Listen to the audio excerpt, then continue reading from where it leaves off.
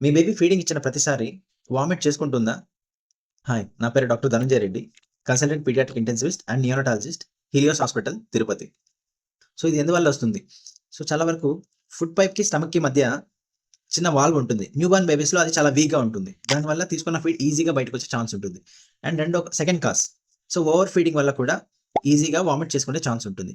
So third, tight clothing and tight diapers. So వీటి వల్ల కూడా ఈజీగా వామిట్ చేసుకుంటారు. సో ఫోర్త్, సో బర్పింగ్ సరిగ్గా చేయకపోవడం. అండ్ ఫిఫ్త్, సో ఫీడింగ్ ఇచ్చిన వెంటనే బేబీని పడుకోబెట్టడం వల్ల most of the time vomiting అనేది జరుగుతూ ఉంటుంది. సో సో దీన్ని ఎలా రెడ్యూస్ చేసుకోవచ్చు? సో ఒకేసారి లార్జ్ వాల్యూమ్ ఆఫ్ ఫీడ్స్ ఇచ్చే కంటే సో ఫీడ్స్ ఆగి ఆగి ఇవ్వటం వల్ల కొంచెం రెడ్యూస్ అవుతుంది. 2, సో బర్పింగ్ అనేది ఫీడింగ్ ఇచ్చే మధ్యలో అండ్ ఫీడింగ్ అయిన తర్వాత కూడా చేస్తే ఇది కొంచెం ఇంప్రూవ్మెంట్ ఉండే ఛాన్స్ ఉంటుంది. అండ్ ఫీడింగ్ ఇచ్చిన తర్వాత బేబీని 15 to 20 మినిట్స్ అప్రైట్ పొజిషన్లో కూర్చోబెట్టడం వల్ల కూడా కొంచెం ఎఫెక్ట్ ఉంటుంది. ఫోర్త్, సో టైట్ క్లాత్స్ కానీ టైట్ డైపర్స్ కానీ అవాయిడ్ చేయాలి.